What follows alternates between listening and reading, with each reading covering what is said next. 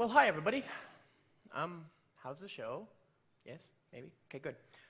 We don't have a lot of time. I'm going to show you. I wanted to show you guys Spring Boot today, and they gave us 15 minutes, and I don't, I looked at that and I kind of balked because that's way too much time. So what we're going to do is we're going to do the same demo in two different languages twice, or one time each, but two different demos. Same demo twice. Okay. So Spring Boot is a way of focusing attention on the important things in application development. It's a convention over configuration approach to application development. There are a lot of ways to go about it, of course. So the easiest way, is you start with start.spring.io, and here you can choose the type of workload that you want to build an application for. So for example, I could say I want to build a web application. I want to build something that talks to JPA. I want to build something that maybe does WebSockets or talks to Actuator, which is we'll see that in a minute. Talk to remote shell, talk to REST, whatever. I'll show you this actually. We don't need Solr. We don't need all this stuff. I'm going to go ahead and generate a Maven project. I'm going to use Java 1.8. Okay, you can use Java or Groovy for that matter. I'm going to go ahead and hit generate, and that'll give me a zip file. And again, this zip file saves you, oh goodness, it'll save you good 5-6 minutes of coding, and that's valuable. This is the last we're going to hear of code generation, however, so don't get used to it. It's just a convenience for that 5-6 minutes of, tap, tap, tap, tap, tap, So I'm going to move that here. But before we do that, let's look at the Groovy approach, okay? So there's a couple ways to do this. What I want to do is build a quick service. There's a tool called the Spring command line tool. You can install it through Brew or whatever. There's a lot of different ways to get it. And then the nice thing about it is I can create Groovy-based Spring Boot applications that use convention and use the convention over configuration to do its work. So let's suppose I want to build something that actually works with. I just want to build a REST service. Very simple. Okay, REST controller class hi devox or devox controller. There we are. Okay, and I'm going to say string, or actually even better, I'll just do object hi at path variable string name, and I'm going to do at request mapping hi name. And so what that is it's a basic Spring MVC controller that returns just a regular object here. I'm going to say greetings hi, boy oh boy, come on. Whew. Okay, so that should be fairly intuitive. This is about the limit of my groovy foo, so indulge me. Here we are, spring run devox.groovy, and of course you can build really, really smart things using the Groovy support for Spring Boot. There are some small mom and pop companies in the US, for example, that are doing just that. Have you guys heard of Netflix? Netflix is a company that handles that on given prime time on the weekdays and the weekends. In prime time accounts for about 80% of the internet for all bandwidth, all traffic in the United States, and they're using Spring Boot and Groovy, for example. So this works, obviously. So I can go now to my little REST endpoint here. I say, hi, London, whatever. There you go. So I've got my basic REST endpoint.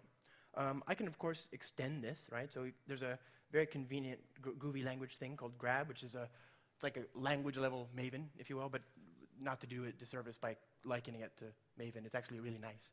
So it has the ability to resolve dependencies that have unambiguous artifact names. So Spring Boot starter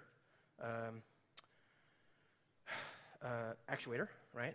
So this will actually bring in a dependency called the Spring Boot starter actuator, and the actuator simply provides more awesome sauce for your applications in production. It gives you the ability to tie in monitoring and to get insight into what's happening.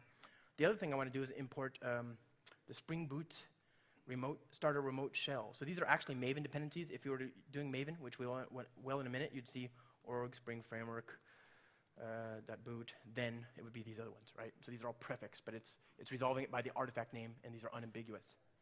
So now I'm going to, you can see that the REST endpoint, because I had a REST component, a Spring MVC component, automatically started up a Tomcat server for me. Of course, if you're using Java or whatever, you can actually create a WAR and deploy, to a standard, like a Tomcat or a Jetty or a JBoss or a WebSphere or WebLogic, whatever. Okay, so restart. Wait for it. Cool. So now I have my application here. Same thing as before, right? Nothing fancy. 1, okay. But now I can go to metrics, and I get information about the application itself. I can see how many requests were made to High London versus High London 1. You can see there's 1 request for each, or rather, there's 4 requests for the London and 1 request for the London 1 with status code type 200, right?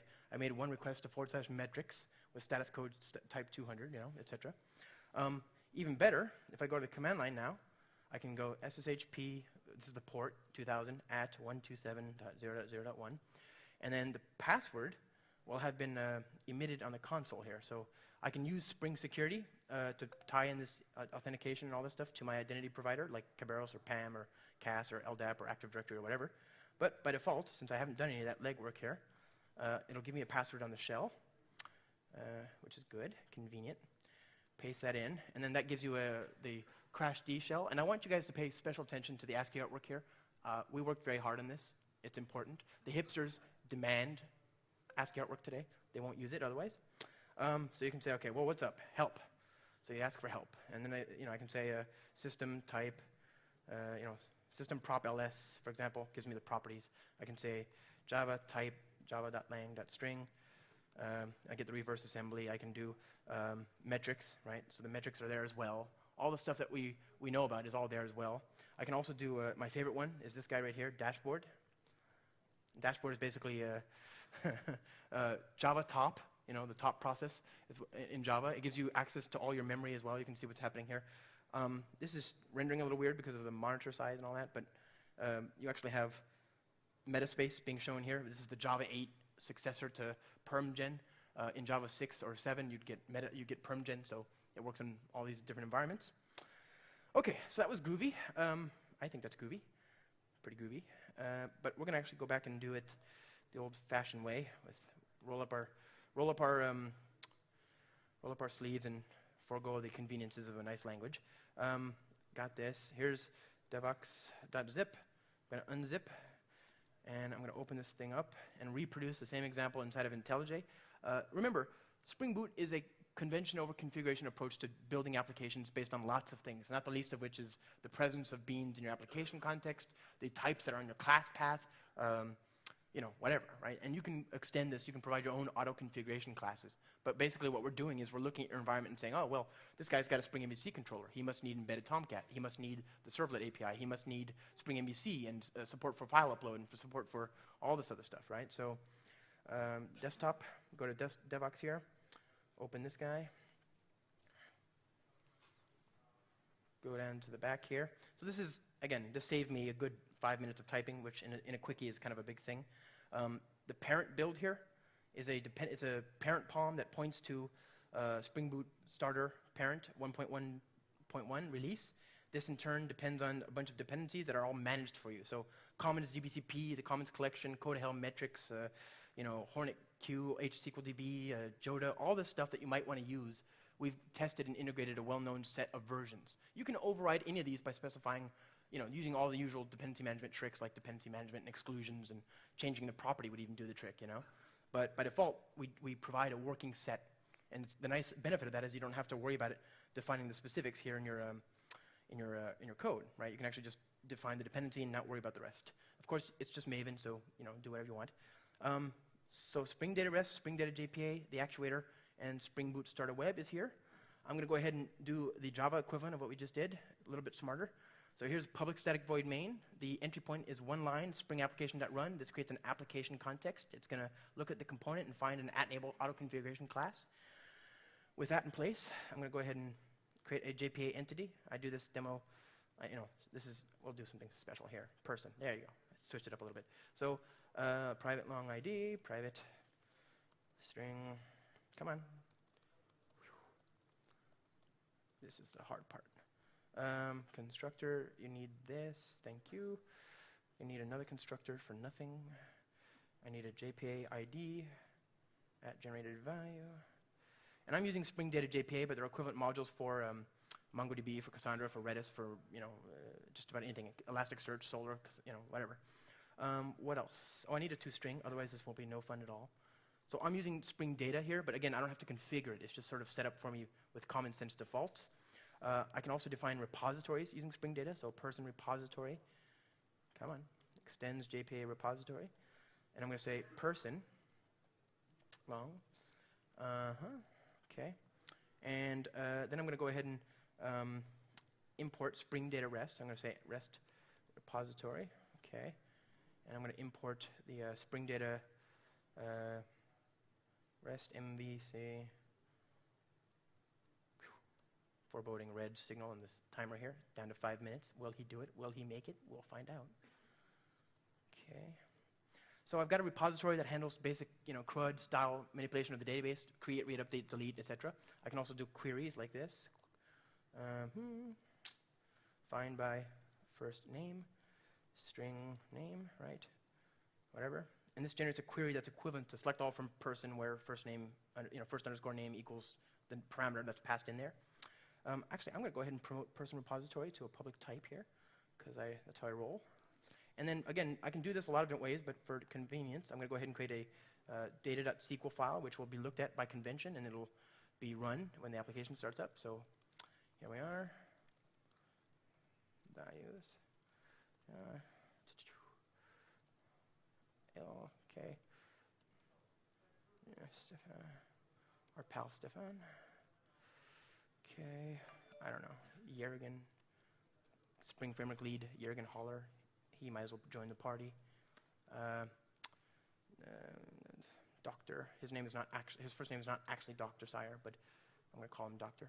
Is Dave Sire, lead of the project. So we got 4 people in there. If I go here and I do a bean command line runner, this is a callback bean. It's an interface that you can, it's like a initializing bean. And I'm going to just implement that bean. I'm going to define a bean of that type. I'm going to use Java configuration, so I'm basically creating a factory method that will accept a reference to a bean of type person repository, which we've defined elsewhere. And I'm going to use Java 8 lambdas here, since this is a functional interface, right? In that it can just be a lambda. And I'm going to say person repository that find by first, and it'll be doctor, I think. Yep, doctor. For each system.out. Right. Okay, no big deal. And then I'm going to also do just find all. Good. So that'll print out everything, and it'll print out the doctor. System out dot. Nothing fancy. Okay, moving on. Run. Here we go. So this is by far the most verbose part of the code. If you're using a more concise language like awkward, what happened? Embedded. Oh. Did I kill the other one? Yeah, I did. Come on. Clearly I've forgotten something here. Oh, I need a database on the class path. That won't work otherwise. You need a database. I'm talking to a database that doesn't exist. H2. So I'm going to go ahead and, based on convention, if H2 or Derby or HSQL are on the class path, it'll default to that. That's fine. Oh, please work. Nope, didn't import in time. Refresh, 2 minutes. Will he make it? The suspense is on. Terror. Come on, Daddy needs a new app. Okay. So now, if I go to the browser, you see I've person, I guess, or something like that. Person, whoops. There you go. So I've got a person's REST endpoint that it's hypermedia aware. It defines all the relationships and everything based on that repository that we created. I don't know what the ID is. Let me see. Persons here. I can do, if I had persons, I can say page equals 1, and I get all the records back. If I have data in there. There's SSH minus P 2000. This is there's a lot of niceties that come here, like those metrics, so we saw that before. So I go here. Here's the information about the application as it's running right now. There's also this really nice shell I showed you as well, so that would still work as well. So basically, very little code, easy to tie together all these different Spring components like Spring Data, Spring Batch, Spring Integration, Spring MVC, Spring REST, Spring IDOS, Spring Boot, and so on. If you have any questions, we've got a full minute left, so I'll take them now. Yeah? No? Maybe? Could you guys use this? Could you save some keystrokes? I think. Okay. Well, anyway, thanks, guys. Thanks for your time. Yeah, question? Is there some standard tools for visualizing this kind of information? Start some. Visualizing the metrics, for instance. The metrics? The metrics. you can tie this into Code to Hell. If you have the Code to Hell metrics library on the class path, it's dead simple to tie into something like Graphite. We support that. There's documentation and everything. Our metrics information is pluggable. You can override all of this stuff by implementing a bean, or overriding property files. Like if I went to my property file here and went to application.properties and I did server.port, 8000, then my service would now be on that port, for example. There's a whole bunch of properties that you can consult. Those are all available here. The config props endpoint even tells you the properties that you need to be able to disable the config props endpoint. So it's a very convenient one to know. Okay, I think I'm out of time. I'll happily answer questions if you got them. Thank you so much, guys. Have a great show.